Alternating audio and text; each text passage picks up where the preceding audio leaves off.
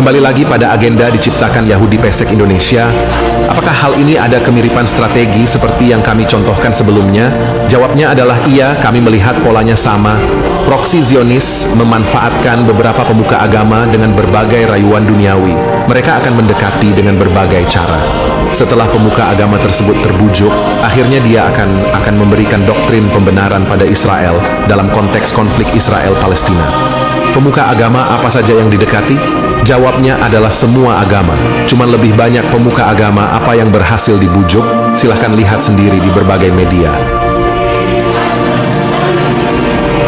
Selain itu, mereka juga mendekati orang-orang dengan pengikut sosial yang besar, seperti influencer atau artis, untuk melakukan target operasinya.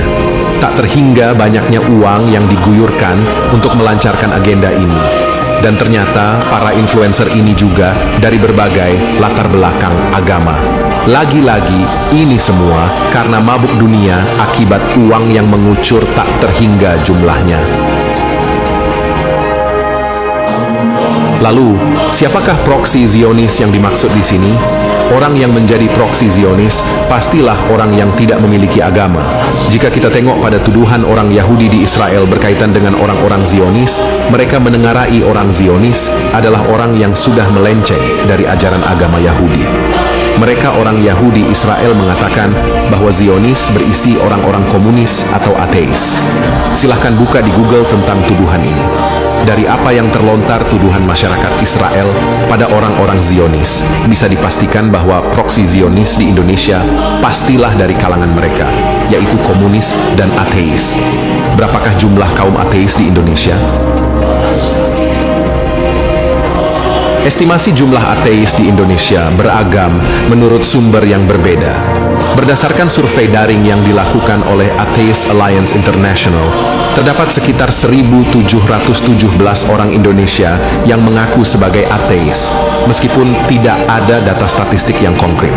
Sementara itu, penelitian Phil Zuckerman berjudul Atheism, Contemporary Numbers and Patterns menunjukkan bahwa jumlah ateis di Indonesia mencapai kurang dari 2% dari total populasi, berdasarkan data dari tahun 2007.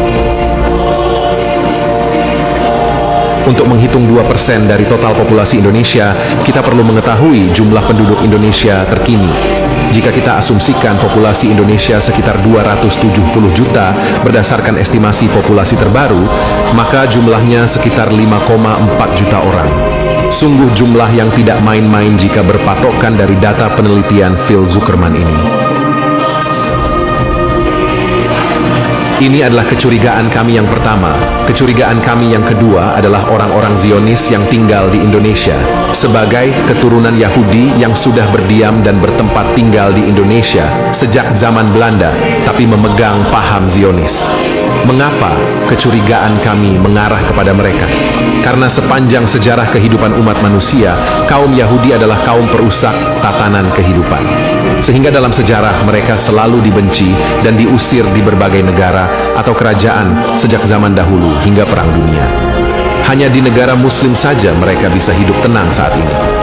Kami tekankan ini hanya kecurigaan karena nyatanya keturunan Yahudi di Minahasa bisa hidup berdampingan dengan masyarakat di sana walau ada sedikit pergolakan saat mereka mendirikan sinagog dan museum Yahudi di sana.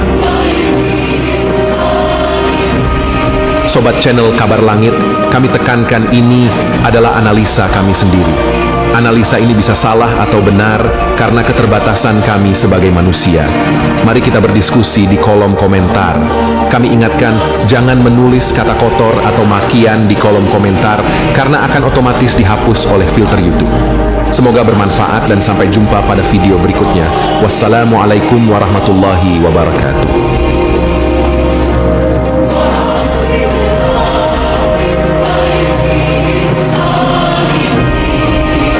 Saat Paus Fransiskus dan negara-negara mayoritas Kristen mengecam kebrutalan Israel, justru di Indonesia orang Kristen bersorak mendukung Israel.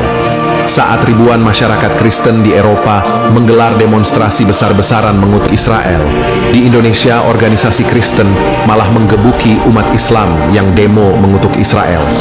Saat negara lain mengecam Israel karena umat Kristen Palestina juga terbantai, orang Kristen Indonesia justru berteriak bangga kepada Israel. Tahukah Anda, ini adalah agenda adu domba Islam Kristen Indonesia. Siapa dalang di balik ini semua? Yuk kita mulai videonya. Masifnya orang Kristen yang mendukung Israel dengan narasi keagamaan menjadi sebuah keanehan bagi siapa saja yang berakal waras. Sebab fenomena ini hanya terjadi di Indonesia. Di saat semua umat Kristen dunia, bahkan Paulus pun mengutuk keras, hanya di Indonesia umat Kristen justru menjadi supporter Zionis. Mereka bersorak girang mendukung Zionis yang membantai saudara seiman mereka, yaitu orang Kristen di Gaza. Dukungan ini begitu masif bergentayangan di dunia maya, seakan ada buzzer khusus yang melakukan hal ini. Kami curiga mereka yang gencar mendukung Israel dengan mengatasnamakan umat Kristen adalah sebuah gerakan terorganisir. Gerakan bawah tanah dengan agenda khusus. Melihat fenomena aneh ini, kami jadi berpikir, siapakah kalian wahai Yahudi pesek?